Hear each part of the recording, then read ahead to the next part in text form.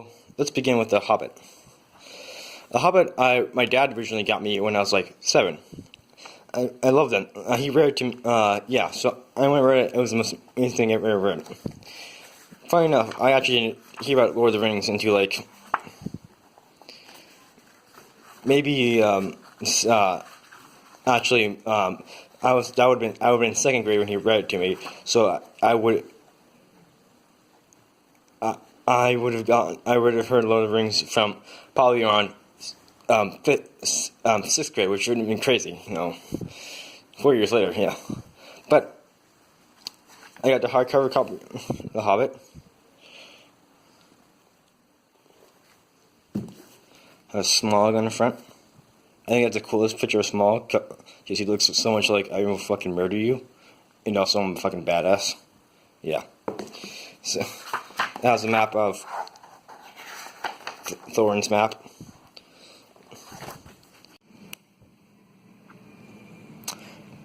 I said that I didn't hear about Lord of the Rings until 6th grade. That was a lie. I probably heard about it until 4th grade, but I forgot about it completely, and I didn't really start liking it until like 6th grade, 7th grade. So yeah, sorry about that. But here's Fellowship of the Ring, my original copy,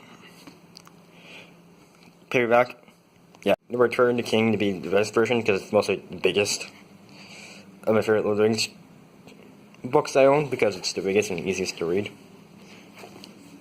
Well, yeah.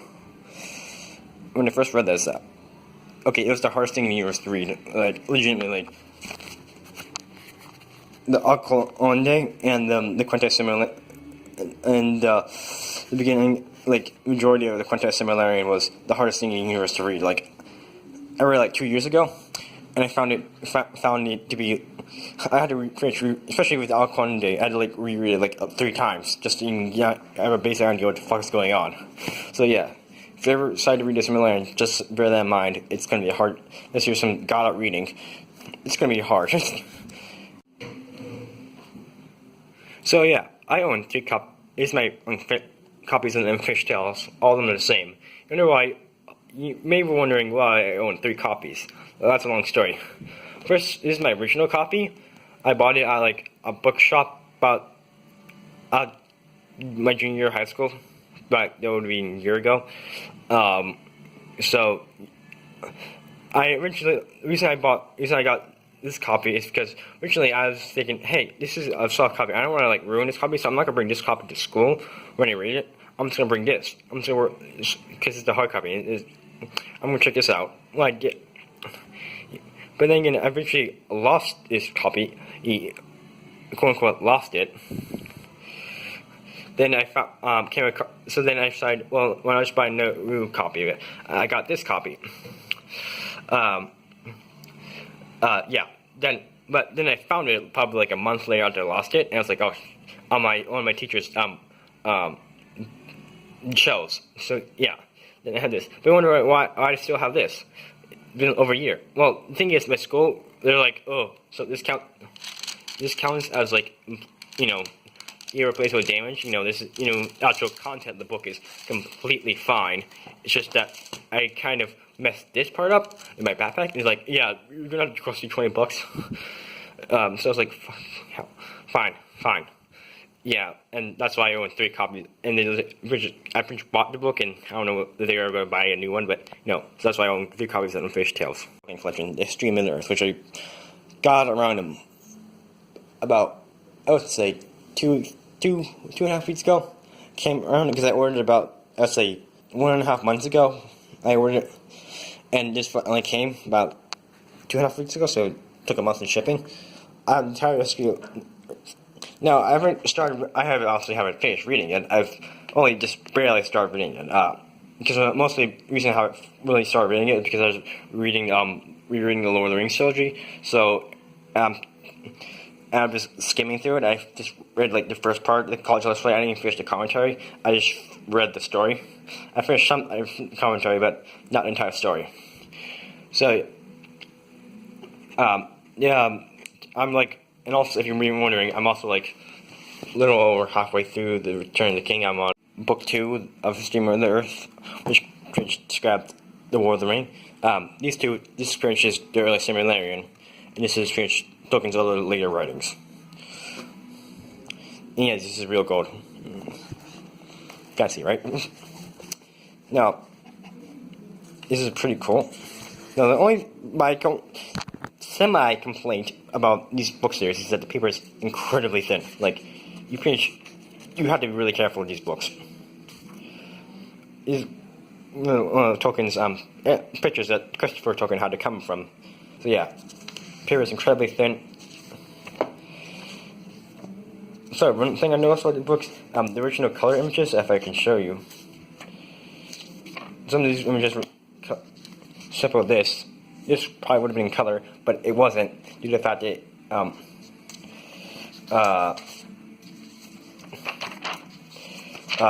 it's just so thin. The paper is so thin that they couldn't print it in colors.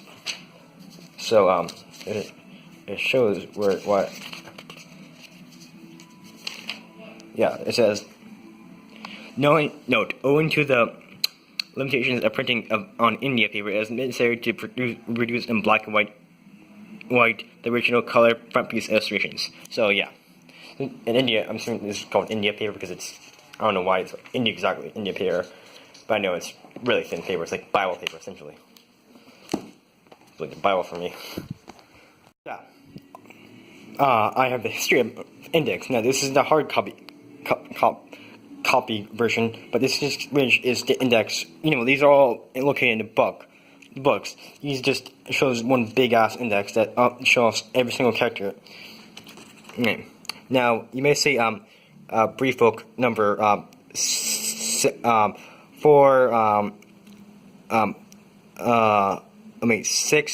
7, and 8. Well, those what books they're coming from. So brief book number 4 come from.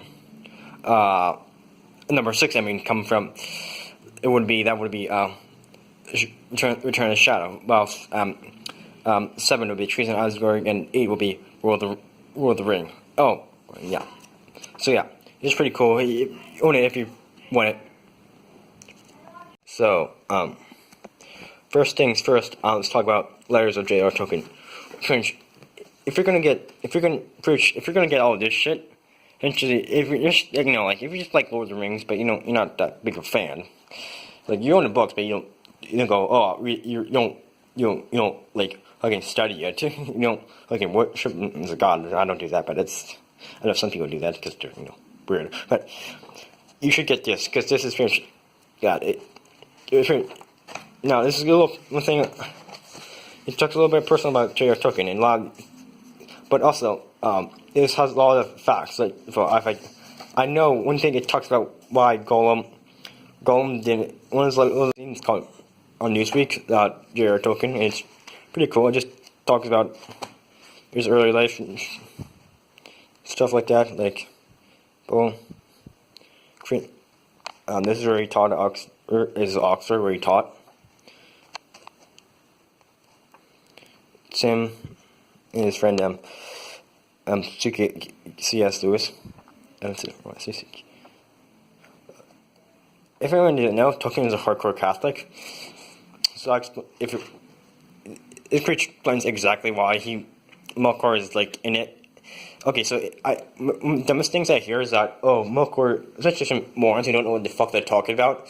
I'll say this is a little tangent. That Melkor is the good guy or Sauron's the good guy, but. Why would someone who's hardcore Catholic make more God, or essentially the guys who are essentially Satan, the good guys? Think about it. Why would he do that? And so Tolkien's a secret genius, and it's like, we're a Catholic or something like he's a secret Satanist. But it's just a fucking stupid thing, and I don't know why. I'm fine with heroic Melkorism, but if you actually truly believe that Melkor or Sauron is a good guy, you're a fucking moron if you think your entire life. So yeah, didn't mean harm by that, but you're just a moron. I own the Lord of the Rings Motion Trilogy, the extended edition Blu-ray.